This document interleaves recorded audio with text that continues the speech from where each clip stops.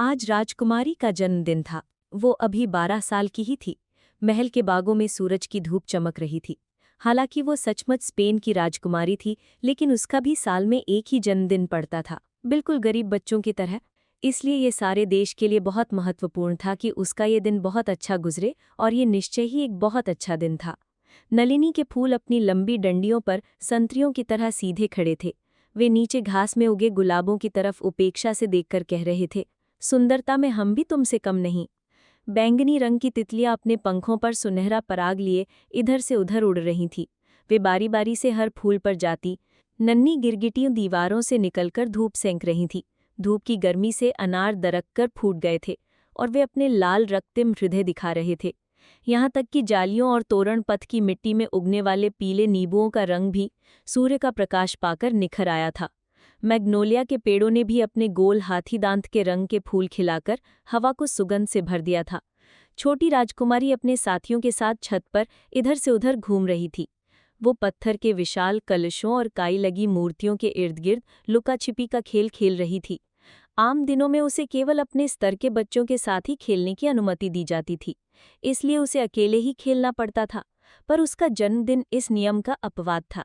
राजा ने आदेश दिया था कि वो चाहे तो अपने किसी भी हमउम्र दोस्त को आमंत्रित करके उसके साथ अपना मन बहला सकती है। इन छरहरे स्पेनिश बच्चों में एक विशेष प्रकार का लालित्य था। लड़कों ने बड़े परों वाले हैट और छोटे लहराते लबादे पहन रखे थे। लड़कियां अपने लंबे कढ़ाईदार गाउन संभाले और अपनी सूरज की धूप से बचाने के लिए बड़े काले व रुपहले पंखे लिए घूम रही थी। राजकुमारी इन सबसे अधिक प्यारी और सुंदर दिख रही थी। उसने आज के फैशन के अनुरूप सबसे अच्छी पोशाक पहन रखी थी। उसका लिबास लेटी साटिन का था। उसकी स्कर्ट और बड़े बड़े फुलाव वाली आस्तीनें चांदी के तिल्ले से कढ़ी हुई थी। जब वो चलती तो उसके लिबास में से गुलाबों के आकार के सजावट वाले स्लीपर झांकते। उसका बड़ा सा पंखा गुलाबी और मोती के रंग का था।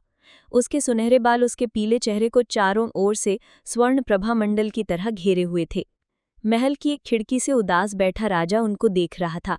उसके पीछे उसका भाई एरेगैन का डॉन पेड्रो खड़ा था, जिससे वो घृणा करता था। उसके पास उसके धर्मगुरु ग्रेनाडा के महान धर्म रक्षक बैठे थे। वो राजकुमारी को देखकर और भी उदास हो रहा था। जब वो अपने मुकाबले खेलने वालों के सामने बड़ी अदा से झुकती थी, या फिर अपने पंखे की ओट करके अलकर्क की ड्यूक पत्नी पर हंसती थी, जो हर समय उसके साथ रहती थी। राजा को राजकुमारी की माँ युवा रानी की याद आ गई। उसे ऐसा लगा कि वो कुछ अरसा पहले ही रांस के जिंदादिल देश से आई थी, लेकिन वो स्पेन के वैभवशाली राजमहल में आने के बाद कुम्हलाकर लुप्त हो गई। वो अपनी बच्ची को जन्म देने के 6 महीने के बाद ही चल बसी, इससे भी पहले कि वो बागीचे में 2 बार तो बादाम को फलते देख लेती, या फिर घास से भरे आंगन में खड़े पुराने अंजीर के पेड़ से दूसरे साल का फल तोड़ सकती। राजा उससे इतना अधिक प्यार करता था कि उसे रानी को कब्र में दफनाना भी गवारा न हुआ, क्योंकि कब्र उसे उसकी नज़रों से छिपा लेती।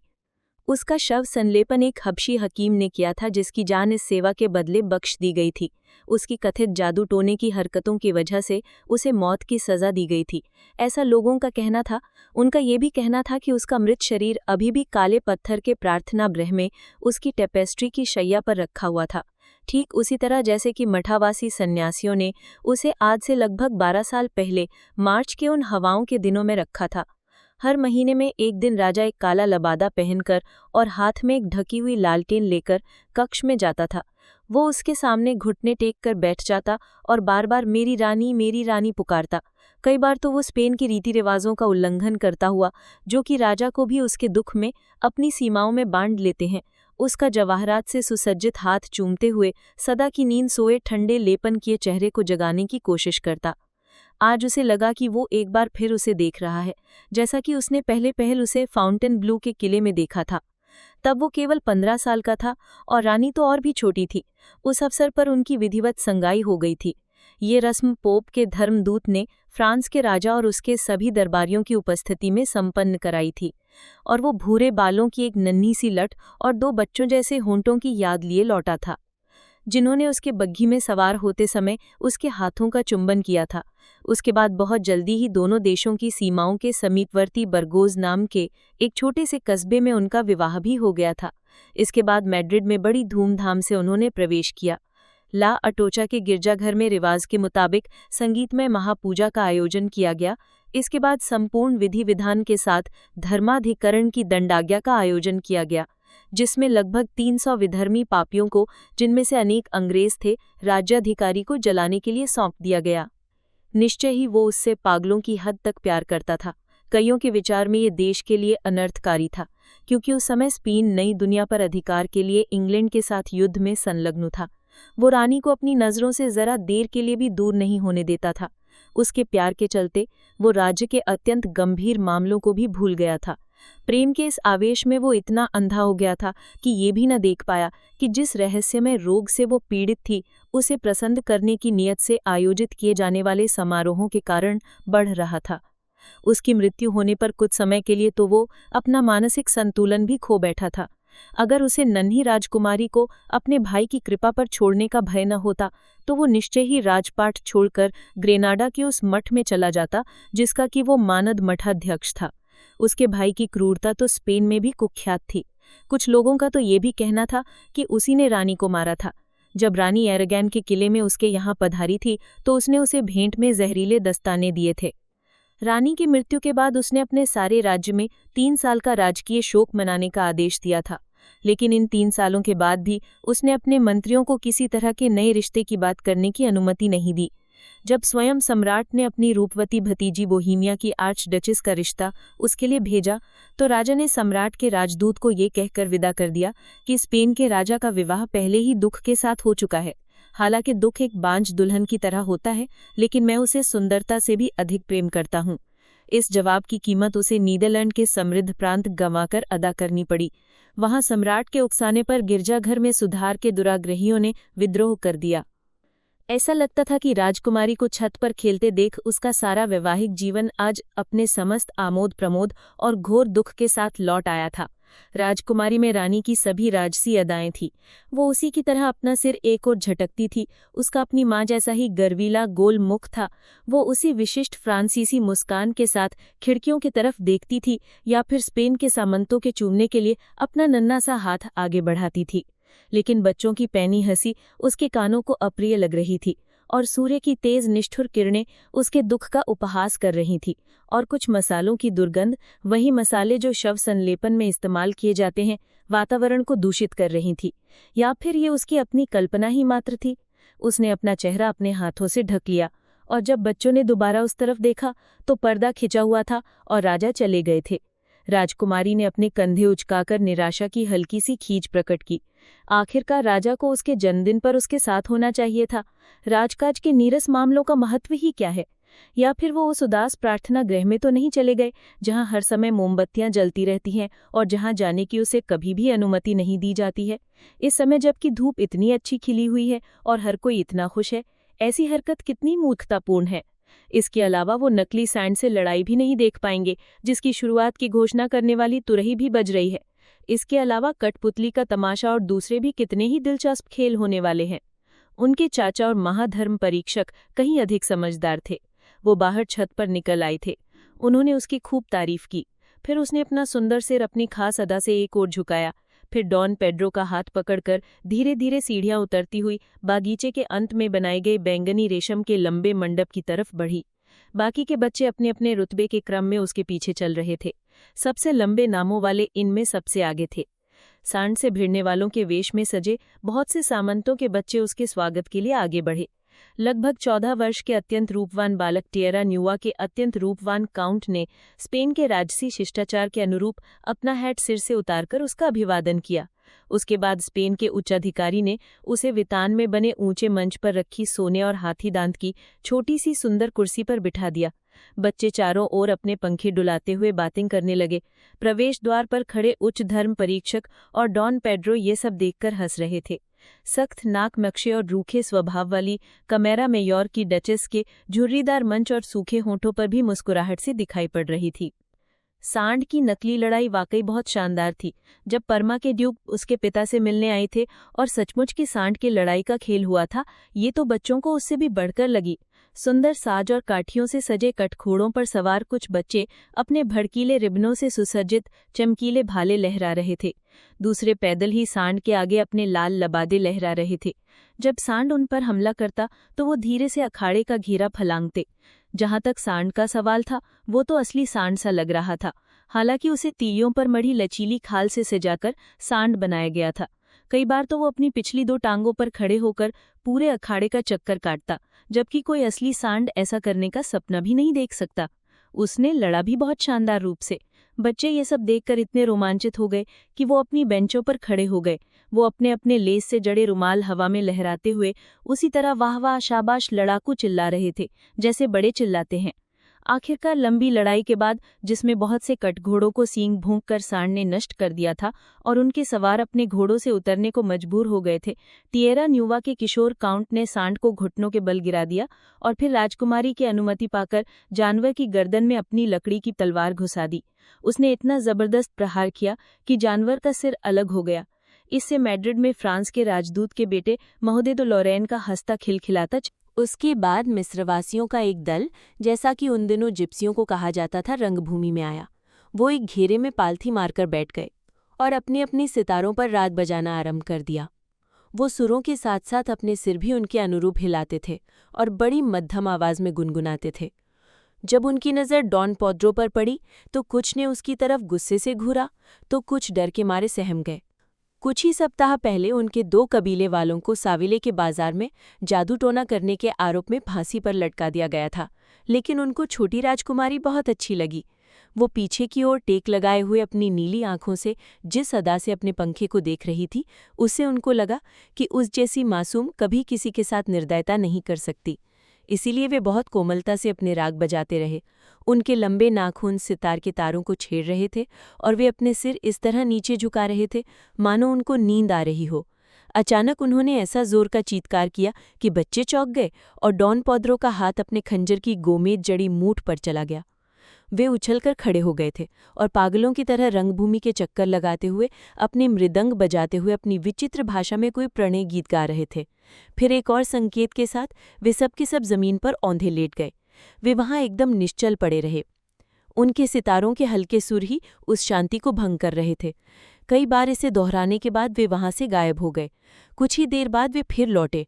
इस बार वे अपने साथ जंजीर में बंधा एक भूरा झबरा भालू लेकर आए थे।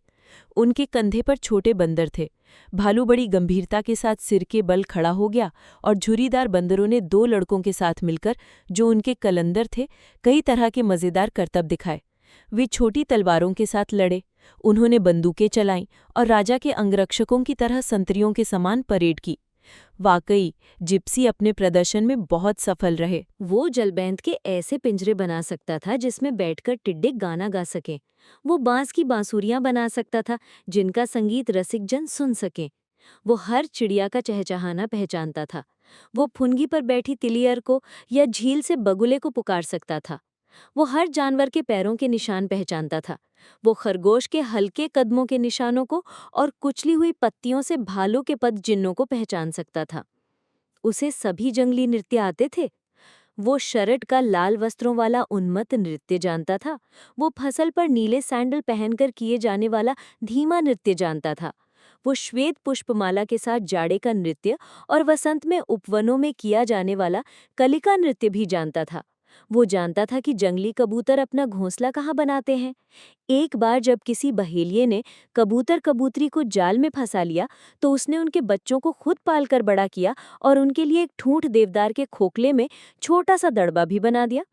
वे बहुत पालतू हो गए थे और हर सुबह उसके हाथों से दाना चुगते थे। वो उन्हें पसंद करेगी। लंबी घास में फुदक फुदक कर दौड़ने वाले खरगोश, फौलादी रंग के पंखों और काली चोंच वाले नीलकंठ, अपने आप को कंटीले गोले में बदल देने वाले साही और अपने सिर डुलाते नरम पत्तियां चबाते हुए धीमी चाल से चलने वाले सयाने कछुए, इन सबको भी वो जरूर पसंद करेगी। हाँ, उसे जरूर उसके साथ खेलने के लिए जंगल में आना चाहिए। वो उसे अपना छोटा बिस्तर दे देगा और खुद सुबह होने तक खिड़की से झांकता हुआ पहरा देगा ताकि अरना भैंसा उसे चोट ना पहुंचाए और भेड़िए झोपड़ी के पास न खिसक आएं। सुबह होने पर वो कपाट पर दस्तक देकर उसे जगाएगा। फिर वह दोनों बाहर जाकर दिन भर एक साथ नाचेंगे। जंगल में जरा भी अकेलापन महसूस नहीं होता।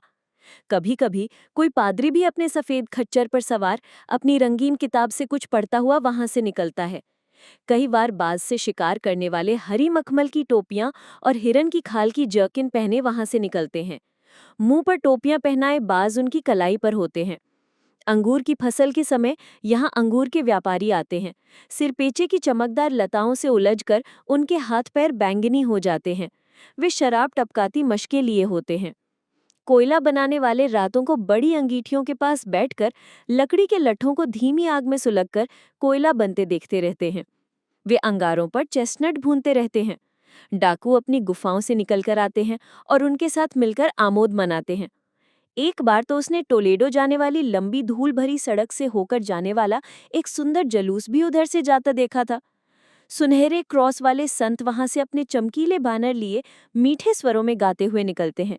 उसने एक बार वहां से रुपहले कवच पहने बर्छे और तोड़ेदार बंदूकें लिए सिपाही भी जाते देखे। उनके बीच में विचित्र से पीले कपड़े पहने अपने हाथों में जलती मोमबत्तियां लिए 3 आदमी नंगे पांव चल रहे थे। निश्चय ही जंगल में देखने लायक बहुत कुछ है। फिर जब वो थक जाएगी तो वो उसके लिए ढेर सारी नर्म हरियाली ढूंढ लेगा या फिर उसे अपनी बाहों में उठा लेगा, क्योंकि वो बहुत मजबूत है। हालांकि वो जानता है कि लंबा नहीं है। वो उसके लिए शिववल्ली की लाल बेरियों की माला बनाएगा। वो अपनी पोशाक के साथ जो सफेद बेरी पहने हुए है ये उसी की तरह सुंदर होंगी। जब वो उनसे तंग आ जाएगी तो उनको फेंक सकती है, वो उसके लिए और बना देगा। वो उसके सुनहरे बालों में सितारों की तरह सजाने के लिए बाजफल और ओस में भीगे पवन पुष्प लाएगा। लेकिन वो है कहाँ? उसने सफेद गुलाब से पूछा, लेकिन उसने कोई जवाब नहीं दिया। सारा महल सोया हुआ सा लग रहा था। जहां पल्ले बंद नहीं किए गए थे वहां भी धूप को अंदर आने से रोकने के लिए खिड़कियों पर भारी पर्दे खींच दिए गए थे। वो चारों तरफ किसी ऐसी जगह ढूंढने के लिए घूमने लगा जहां से अंदर जा सके। अंत में उसे एक छोटा निजी दरवाज़ा खुला हुआ मिल गया। वो वहां से अंदर आ गया। उसने देखा कि वो एक बड़े और सुंदर हॉल में है। उसे लगा कि ये तो जंगल से भी अधिक सुंदर है।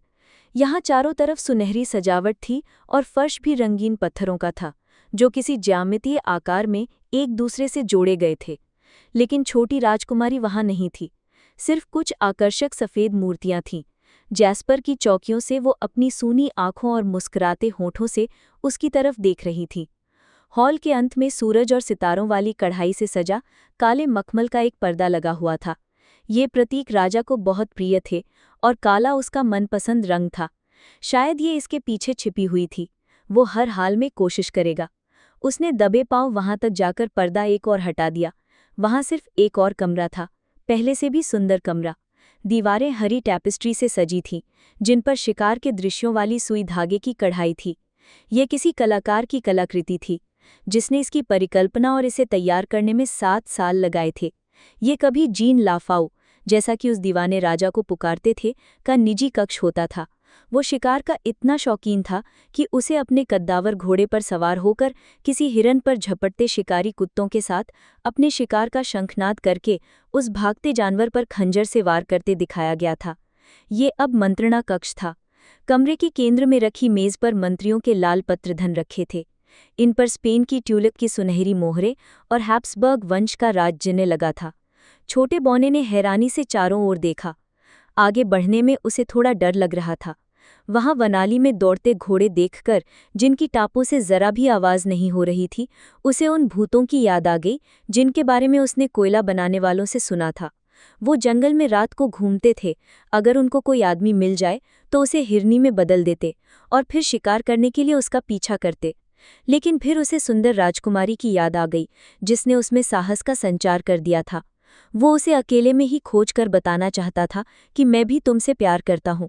शायद वो इससे आगे वाले कमरे में थी। वो नरम कालीनों पर दौड़कर आगे बढ़ा और दरवाज़ा खोल दिया। ना, वो तो यहाँ भी नहीं थी। कमरा बिल्कुल खाली था। ये दरबार हॉल था, जहाँ विदेशी राजदूतों का स्वागत होता था।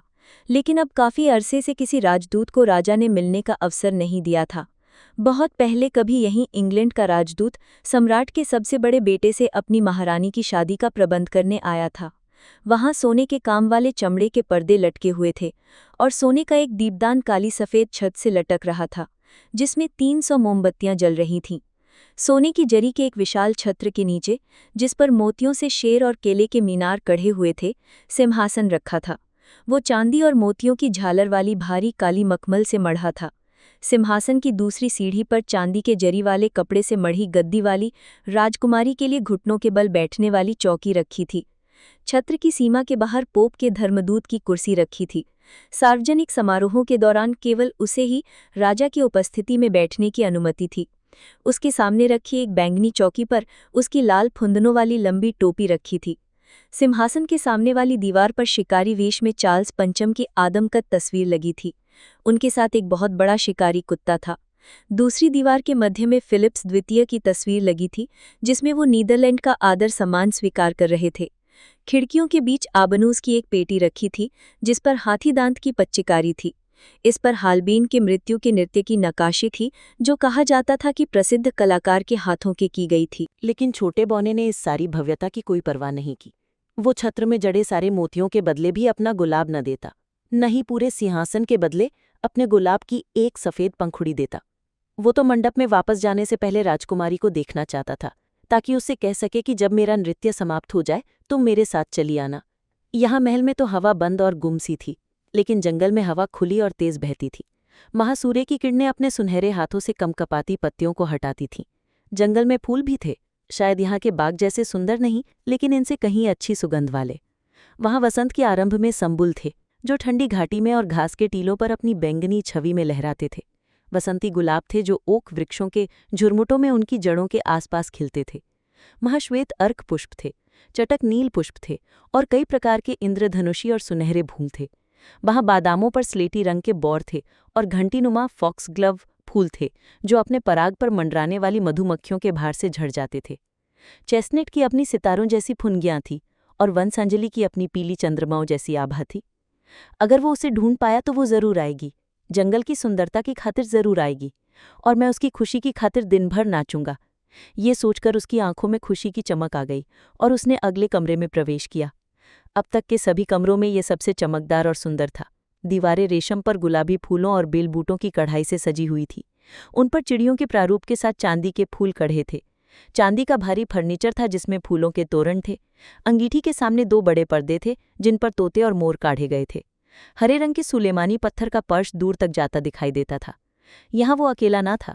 उसने देखा कि कमरे के आखिरी छोर पर कोई छोटी आकृति उसे देख रहा है। उसका दिल कांप गया। उसके होठों से खुशी की एक किलकारी निकली और वो सूरज की रोशनी में आ गया। उसके साथ ही वो आकृति भी वहां आ गई, और अब वो उसे साफ साफ दिखाई दी। राजकुमारी? नहीं, ये तो कोई डरावनी आकृति थी। ऐसी कुरूप शक्ल सूरत तो उसने पहले कभी नहीं देखी थी। उसका चेहरा मोहरा और शरीर आम लोगों जैसा ना था। वो कुबड़ा और टेढ़ी मेढ़ी टांगों वाला था। उसका बहुत बड़ा गोल मटोल इधर उधर लुढ़कने वाला सिर था, और काले बालों के अयाल थे। छोटे बौने ने उसे देखकर मुंह बिचकाया, तो जवाब में उस डरावनी और कुरूप आकृति ने भी मुंह बिचकाया। वो हंसा, वो भी उसके साथ हंसा। जिस तरह बौने ने अपने हाथ अपनी बगलों में रखे थे, उसने भी वैसा ही किया हुआ था। उसने उसका मजाक उड़ाने के लिए झुककर अभिवादन किया, तो उस भयानक जीव ने भी वैसा ही किया। वो उसकी तरफ बढ़ा तो वो भी उसके पास आ गया।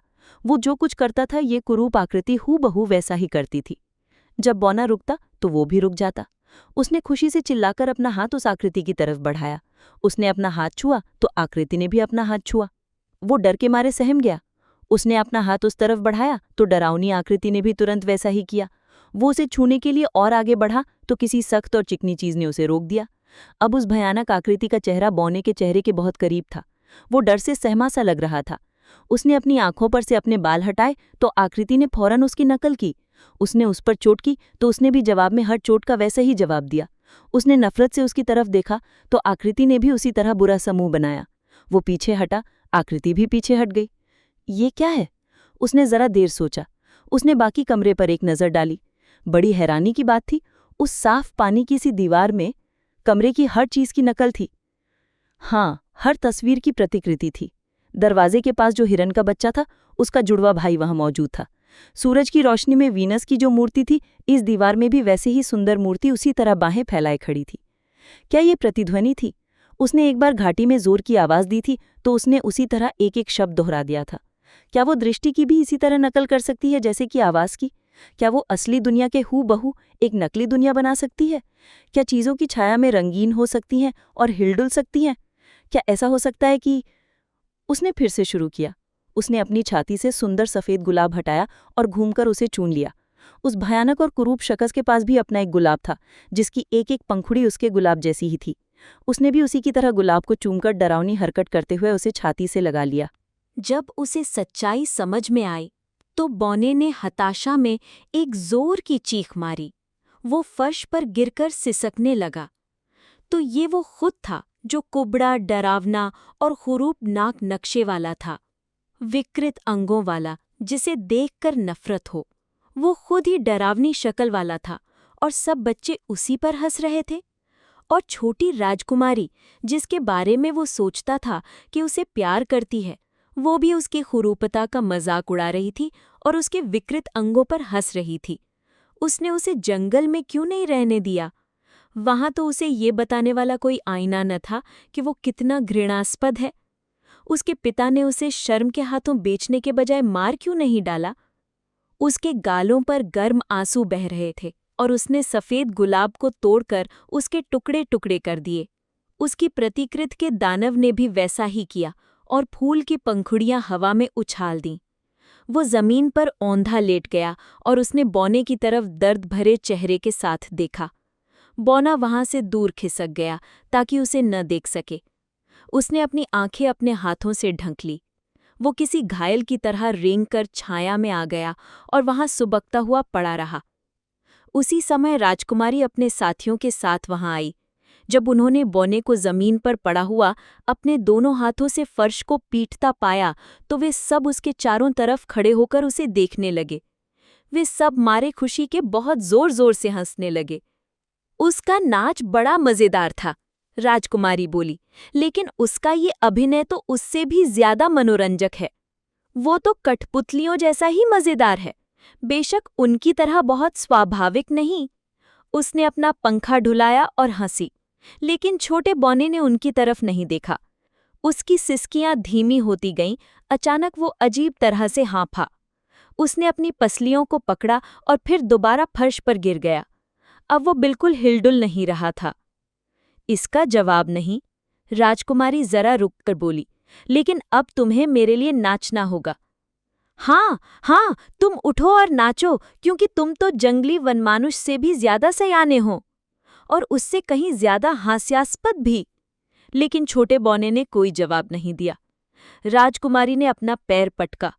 फिर उसने बाहर छत पर महाप्रतिहार के साथ टहलते हुए मेक्सिको से आए कुछ संदेश पढ़ते अपने चाचा को आवाज दी। मेरा छोटा बौना रूठ गया है, आप उसे उठाकर कहें कि मेरे लिए नाचे। वे एक दूसरे को देखकर मुस्कुराए। फिर डॉन पेद्रो ने नीचे झुककर बौने के गाल पर अपने कढ़ाई वाले दस्ताने से एक थप्पड़ मारा। तुम नाचोगे निकृष्ट दानव, तुम्हें नाचना होगा। स्पेन की राजकुमारी और उसके साथी मनोरंजन चाहते हैं। लेकिन छोटा बौना अपनी जगह से जरा भी नहीं हिला। कोड़े लगाने वाले को बुलाया जाए, डॉन पेद्रो ने कहा और वो वापस छत पर चला गया। लेकिन महाप्रतिहार गंभीर हो गया। उसने छोटे बौने के पास झुककर अपना हाथ उसके दिल पर रखा। कुछ देर के बाद वो उठा और उसने अपने कंधे उचकाए। वो राजकुमारी के सामने अदब से थोड़ा झुककर बोला, मेरी प्यारी राजकुमारी जी, आपका छोटा बौना अब कभी नहीं नाचेगा। ये तो अफसोस की बात है। वो इतना अधिक कुरूप है कि शायद राजा भी उसे देखकर मुस्कुरा देते। वो फिर कभी नहीं नाचेगा? राजकुमारी ने हंसते हुए पूछा। क्योंकि उसका दिल टूट गया है, महाप्रतिहार ने जवाब दिया।